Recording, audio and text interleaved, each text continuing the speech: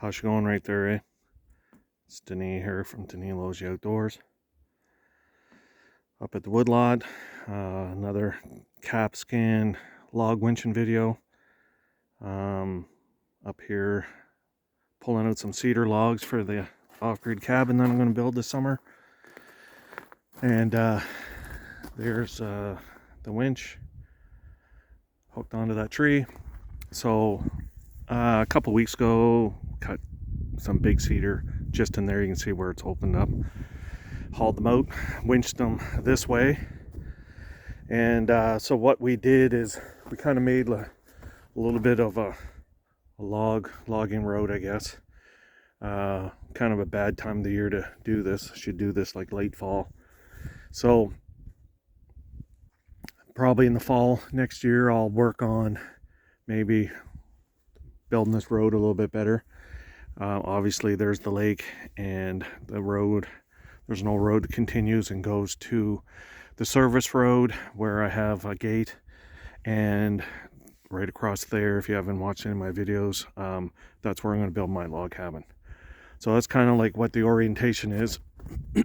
I'm in here right now cutting a few more cedar logs, kind of medium size right now because I have enough.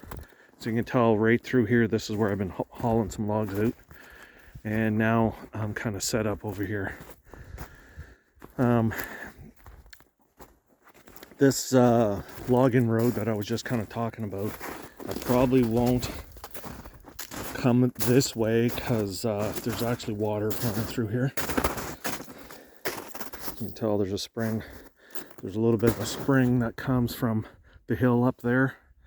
There's a chop, and you see where it's opened up. That's my neighbor's property, and his camp is probably about 300-400 yards that way. So just knock this tree down. So I try to knock them down away from the winch, because this tree, everything is so thick in here. That tree got hung up on a couple other trees, and at least then I can use the winch to pull the whole tree towards me. So I got it cut in probably 22 feet long of a log, and it's kind of hard pulling while that tree was still standing. It was getting caught in the crust, and it was just a pain. I was just walking back and forth. I could only pull it a couple of 3 feet, and it would get fetched up on the crust. So now with that nose cone on there, hopefully that should work out a lot better. All right, what I'll do is I'll turn you back on once I start winching. You really need 2 hands to pull that rope. It's not like it's hard pulling, but it's just you got to keep a constant strain on it, constant pull if you want to keep the log moving ahead. All right, here, stand by.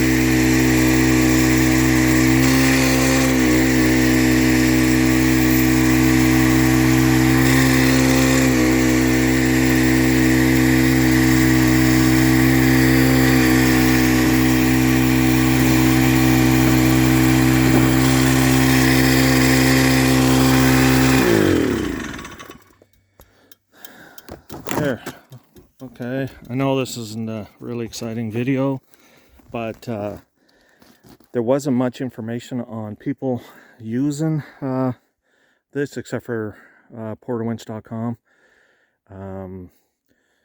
The people that sell it, obviously. But yeah, I've been using this now for, I don't know, 3 weeks probably, on and off, and I'm actually quite impressed.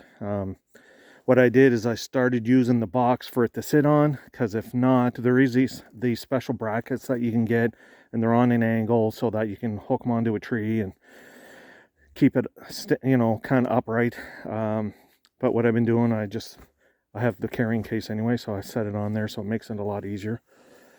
Because if it tilts, and it seems to want to tilt when it's strapped to a tree like this, and if it tilts for more than, I think, 20 or 30 seconds, it cuts itself off because of the oil level inside the machine. Pretty standard, straightforward, on and off. This here's the choke. Just push the choke that way to turn it on. It's off now, obviously. There's a fuel shut off right there, so that's off. This is on. They recommend when you don't use it or when you're transporting to shut the fuel off. And this is the throttle here, so slow, fast. Works awesome. It does, if I didn't have the nose cone on, and if you fetch up against a tree or a big stump or a root or something like that, it will pull, and then it'll cut itself out. It shuts itself off. So I guess that's kind of good in a way. And with the forestry kit, you get this rope bag, and a choker, and there's a couple other things, some pulleys and that kind of stuff, the nose cone. And it actually works pretty good. What you do is you have to feed the rope, throw it into the bag in a certain way to make sure it doesn't get all tangled up. And then right in there, obviously, there's a hook that you hook onto the choker chain. So what you do is you take the bag with you and you walk over to the tree and you hook it on, or the log, you hook it onto the choker, and the bag is open, and you just walk back to the winch like you're carrying a purse or something. And the rope just kind of pulls out of the bag, nice, and you just throw the bag down here, and you just wrap it around like you see me do there 3 or 4 times, and the machine does all the work.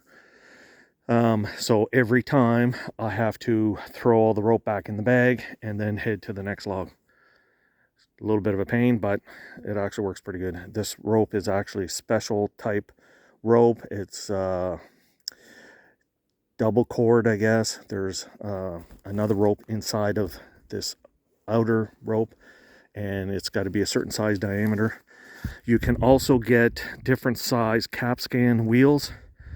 So you can get a bigger wheel that would speed up the pull, I guess, and make it faster for you, but you lose some power, pulling power. So I thought of that, maybe if I wanted to later on, if I didn't think it was fast enough. And so you get a wheel, and you get this part here, the special piece there. So you take those 2 bolts out and put the new one on.